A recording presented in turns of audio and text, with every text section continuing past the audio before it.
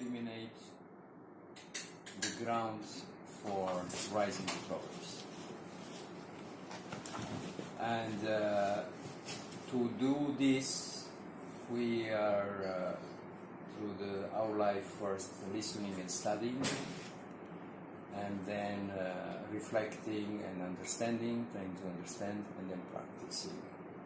Practicing involves meditation, yoga, and by that practicing, you are in fact implementing your understanding into your life. Your life is habits, the sets of habits, cultural, religious, social, whatever. We have habits. Everybody has a routine. You have your program for next week. You know exactly what you're going to do it, whom you are going to meet, in which way you are going to behave and everything, in which way you are doing certain things and so on. All this is just a habit.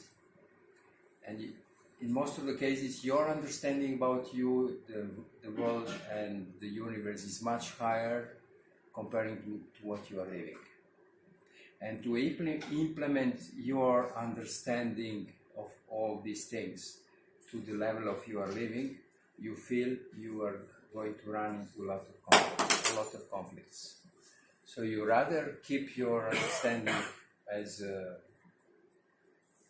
nice thing, nice to have, but you are living more in conformity, to be in conformism with society. Okay, so I'm coming to India for last 25 years. It will be 25th times I'm coming to India. I consider India as an open treasury of knowledge. It's the biggest treasury in the human knowledge about the human consciousness, and is open treasury. So I get exposed to that treasury through Maharishi Mahesh Yogi in the 1980s when I learned Transcendental Meditation, and I even become a teacher of Transcendental Meditation 1 year later. And then since that I started regularly to practice meditation and yoga, and coming to India to this land, open treasury of knowledge of Veda, Vedic science, the technology. Veda is a science and Vedanta is technology. All that science of human consciousness is the highest, and I think the most valuable thing that this humanity have, and that this mankind have on this planet, and is this knowledge.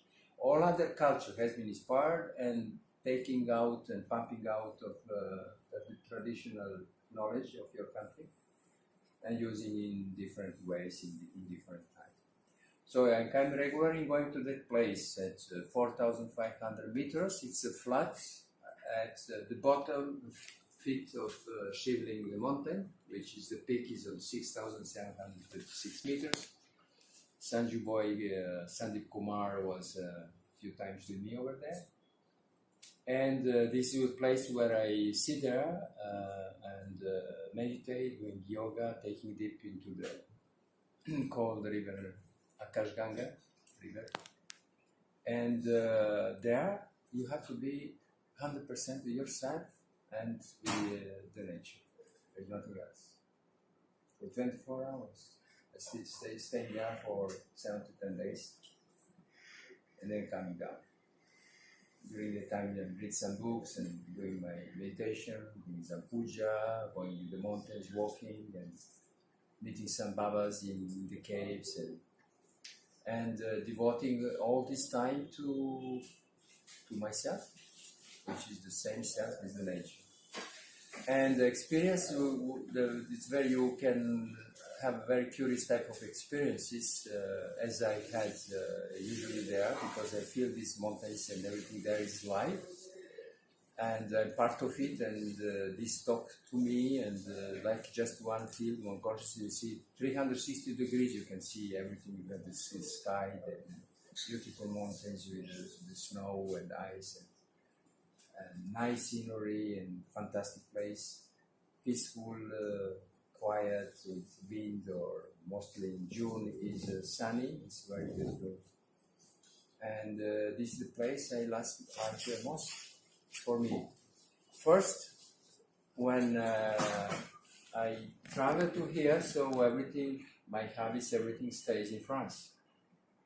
So you are cutting your habits, your daily routine for 1 month, and you are immersed into to live understanding into your life and your life routine. You're living that fully, that knowledge into your being for some time.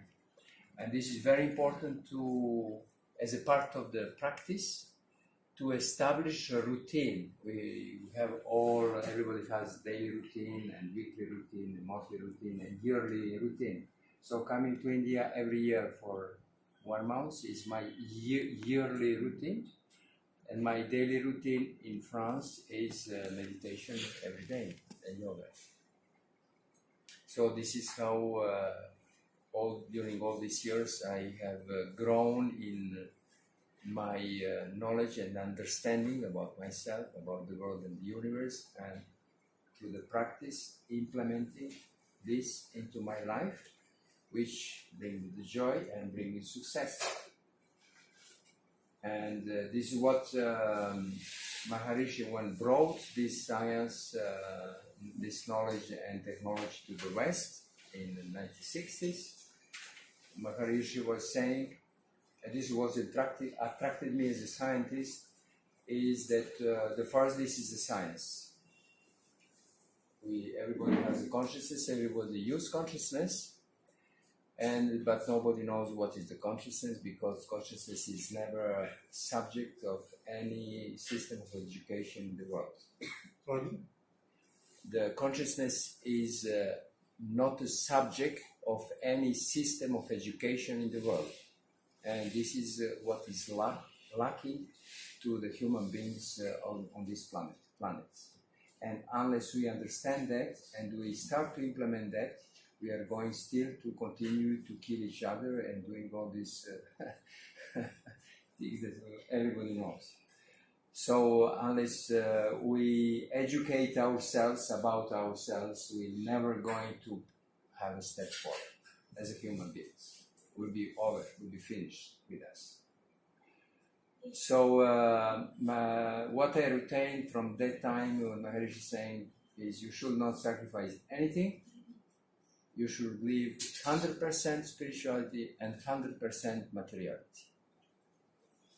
I was a successful scientist, and I just continued to develop my profession. I continued to develop my spiritual knowledge, and both combined together is giving you 200% horsepower than just doing one thing. On the West, we are favorizing materialism, consumerism, with very low knowledge about ourselves, with a very strong ego, and don't allow that any such a kind of knowledge infuse into and penetrate into the system of visions and doctrines on the West. On the East, you are much more with that knowledge, but much more using the belief system and not using the science technology. Now India is going the big way using science technology and starting to use also the Vedic science and Vedic technology into your country with the new government, and so that will assure the bright future for India. And if you look from the bigger perspective, because now we know, as a civilization, we are facing the same problem.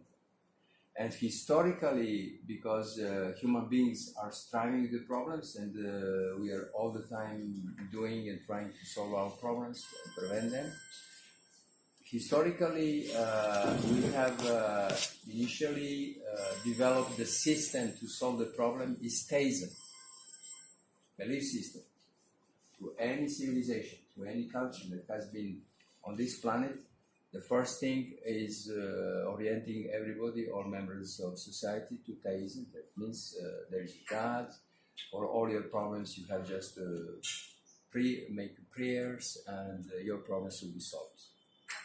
So all civilization has gone through these stages. First is one is theism, belief system. You have to trust in the God, and then your problems is going to end, and so on. This didn't work. And then most of the countries, they have their different gods, and they fight against each other and say, my God is bigger than yours, and they fight you, and so on. They're killing, and all this, through the history. So we have abandoned that, and then we say, okay, now this didn't work, let's concentrate, and we, through the effort, humanism, theism, humanism. Humanism means science and technology. We develop the science, we develop the technology, and we are still creating much more problems than we had before.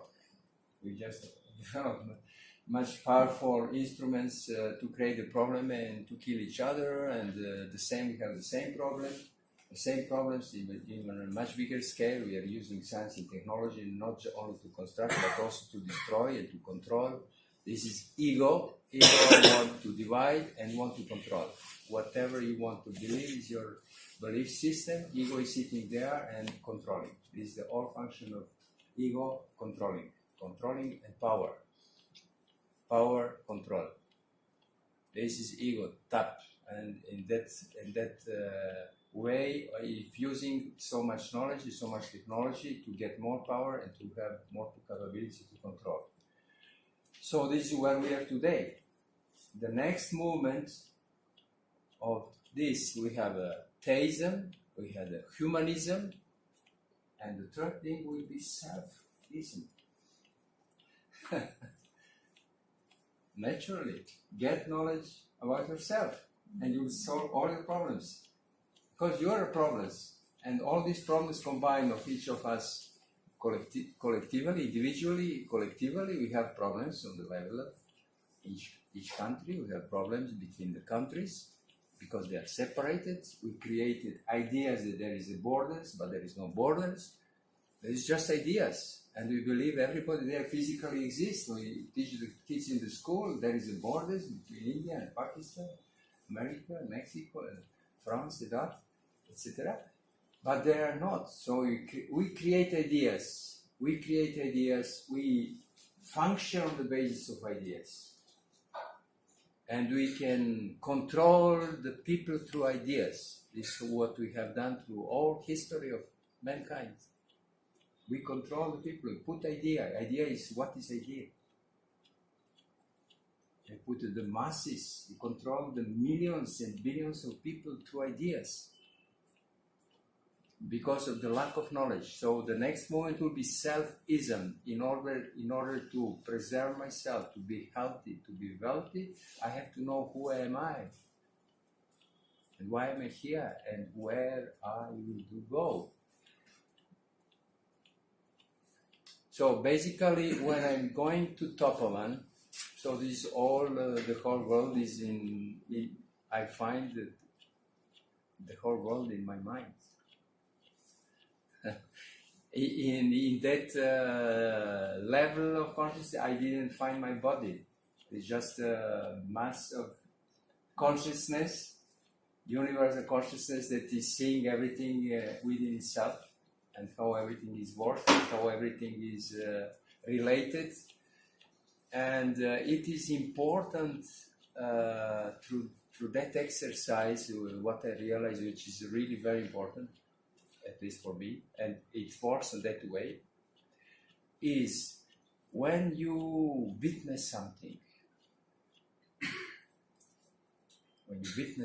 like you are witnessing yourself, how you become the creator and master of creation. When you witness something, there is something that happened. There is a presence of power and creativity. Even if you are looking yourself in the mirror, everybody looks yourself in the mirror, particularly ladies. So you look yourself in the mirror, because you don't see your face. If you have no mirror, you don't see your face. So you see your face in the mirror. And the mirror is not affected by your face. So who is witnessing whom? Mirror is a witnesser of the real face. And that real face is reflected into the mirror. It's just one example so that you just reflect and try to understand, because this is very common experience. And it's giving you idea how the conscience works. But when we witness what's happened with our family members, what happened with our country, what happened in our world. But the most common example that everybody experiences, most of you have, and is the experience that you have with your own family members. When you look at your children, when you look at your wife, or your wife looks at husband, just being witnessing something, you are creating order. You're creating? Order. And you are infusing a power into what you are looking at. Just witnessing, just without saying anything. Just look to your experience. You probably have that experience that you have been looking and observing your children, particularly children. Children are growing with the presence and witness of their parents and grandparents. And they are infusing into them their qualities. And they are